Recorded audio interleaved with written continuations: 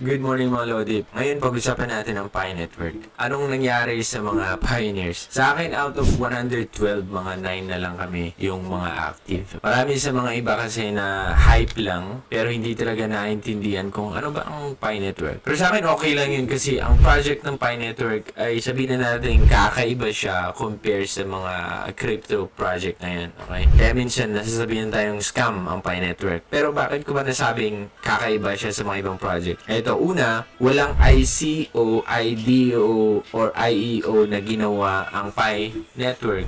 Ano ba mga yan? So, ang IDO is Initial DEX Offering. Parang gagawin nila is, ibebenta nila yung kanilang mga token, mga sabihin natin 10%, 15% ang kanilang token ng mas murang halaga sa mga early investors. Pati din ang IEO, Initial Exchange Offering. So, yung IDO is nagagawa sa decentralized na exchange. Yun ang pagkakaiba lang. So, i-offer nila yung token sa mga early investors pero gagamitin nila ang decentralized exchange para makabili. Same lang din dito sa IEO, Initial Exchange Offering. So, pero ito yung mga exchange na is centralized na ang ginagamit nila. So, ang main purpose nila, nagkakaroon sila ng mga ganito, yung IDO, IEO, ICO, para makakuha ng funds at may pagpatuloy ang kanilang project. Kung baga, fundraising ang ginagawa nila para lang makalikom ng pera at magamit para pambayad sa mga developers siguro or pampasweldo dun sa mga team. Okay? So, nagkakaroon sila ng ICO, IDO. Pero, may nangyari bang IDO, ICO dito sa Pi Network? Wala. Okay, yun yung isang dahilan bakit ko nasabing kakaiba ang Pi Network. Kasi kung isipin nyo, pag ginawa nila nag-IDO sila, ICO sila, madali lang nilang gawin yun. Magkakaroon pa sila ng funds para pantustos dito sa kanilang project. Kaso bakit di nila ginawa? Kasi contradict siya dito sa vision ng Pi. So, kung nag-ICO sila or IDO, yung token is mapupunta sa mga early investors. Yung may alam na sa cryptocurrency. At syempre, hindi na yung masses ang marireach out ng token. Okay? Hindi na yung karamihan. Bakit? Siyempre, andyan na yung mga early investors na kukuha ng 15%, 10%, 25%. Diba? So, ang vision ng Pi Network is parang Bitcoin lang din na kung saan magamit natin yung token, magamit ng mga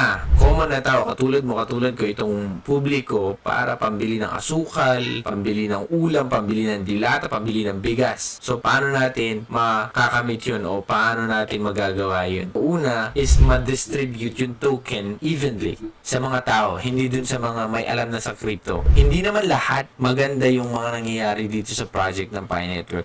Dapat nating tandaan ito na hindi ito perfect na project. Ito ay parang pangarap ng developers or yung CEO na kung saan magkaroon ng ecosystem na ang currency natin is yung Pi Coin. Ngayon, pumunta naman tayo kung ano yung update ng Pi Network. Nasa Mass KYC tayo ngayon. Parang nakita ko dito na hindi maganda. Ito ng Mass KYC kasi hindi pa ako pag KYC at marami akong nababasa from validators yan. Kung totoo to, kung isang validators, i-comment mo kung totoo o hindi. Ang nava-validate lang nila is isang araw is 2, 3, 4. Isang araw yun ha. So, ang expect ko naman, once nakapag KYC ako maging validators, marami kang i-validate kasi nga sa karami natin, di ba, nagmamas KYC tayo. Pero bakit ganun? Ang binavalidate lang ng isang validators sa isang araw is mga 4, 5, hindi ko 6. Dapat sana yung parang may nakapila na. Yung dire-diretso, yung natatambakan sana yung validators dahil sa kadami natin. Yun ang in-expect ko. So parang ano ba ang nangyayari talaga sa application na binild nila for KYC? Mabagal ba siya? So alam natin na una muna is yung machine. So kung mabilis yung machine at na-validate niya lahat, tapos konti lang napupunta dun sa mga validators, okay yun. Pero pag mabagal yung machine, tapos hindi pa niya na-validate lahat, kaya ipapasa niya sa validators, din delikado yun. Kaya nga, mas magandang mag-update ang core team dito. Di ba na, ilan na ba yung data or ilan na ba yung mga pioneers na validate, maipakita sila. Kasi ngayon, makita naman natin dun sa data pa lang na kung sino na yung laging active, di ba? From 100 plus ka, tapos naging 3 na lang kayo or 4, dun mo makikita na nawalan na ng tiwala or nawalan na ng gana ang mga pioneers. At dun dapat magandang i-address ng mga core core team, may explanation para maintindihan nating mga pioneers kung ano nang nangyayari dito sa Pi Network na project. Hindi ko ibig sabihin na nawala ako ng gana. Kahit ano pang mangyari, kahit gaano pa katagal to, andun pa rin sa phone ko yung Pi application. Ang gusto ko lang ipaintindi is yung mga iba na hindi katulad natin, hindi katulad mo, hindi katulad ko na mahaba yung pasensya na alam natin kung ano ang project na Pi Network. Kasi maraming pumasok dito dahil na hype lang, maraming pumasok dito dahil lagi niyang tinitignan araw-araw yung Pi na naminin niya kung kailan mako-convert into cryptocurrency. Eh, hindi nga natin alam yan. Pag yan ang laging ginagawa mo, baka pagdating ng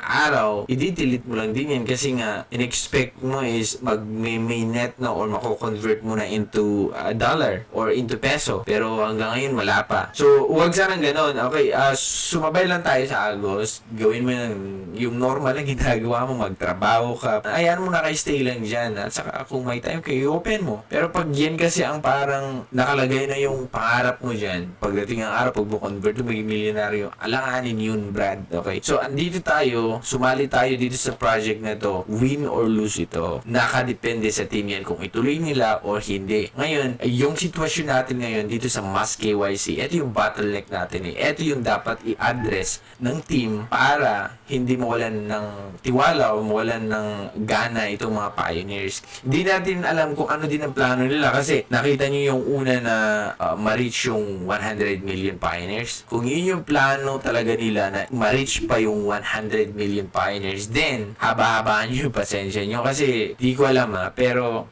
pag ganito katagal yung kanilang Mass KYC, then expect na natin na mahaba talaga siya. 35 million pa naman akalain mo, di ba? So yun lang, gusto ko lang sana magkaroon sila ng update. Kung meron man silang update na di ko nabasa, paki-post naman dyan sa comment section. So yun lang guys, ang masasabi ko dito sa Pi Network, marami nagsasabi, nagpapa-update sa akin ano nangyari sa Pi Network. Ganun pa rin guys, okay? Andun pa rin tayo sa Mass KYC, naantay natin yung mainnet, pero nagbibigay lang ako sa inyo ng expectation na ganito yung nangyayari at ganito yung sinasabi ng validators na dapat natin i-check din at maintindihan. Lahat ng project, merong negative, merong positive, pwedeng maging successful in the future, pwede ding pabulusok in the future. Okay, so dapat yung maintindihan yan. At alam natin na dito wala tayong inilabas na kahit kusing or wala tayong inilabas na pera, kundi yung time lang natin or yung participation natin at doon tayo nakaka-receive ng reward. So stay lang tayo, hold lang tayo. Ito ay para dun sa mga taong nanghihina na. Kung nanghihina ka, okay lang yan, Brad. Pero wag mo kasing ilagay lahat yung sabi ko nga yung pangarap mo dyan sa Pi Network kasi hindi magandang ginagawa yan. Okay? As of now naman, may nagkakaroon ng mga meeting, mga pioneers minsan at may mga updates sila. Kung meron kang question, ilagay mo lang dyan sa baba. And maraming salamat sa panonood. See you on my next video. Bye.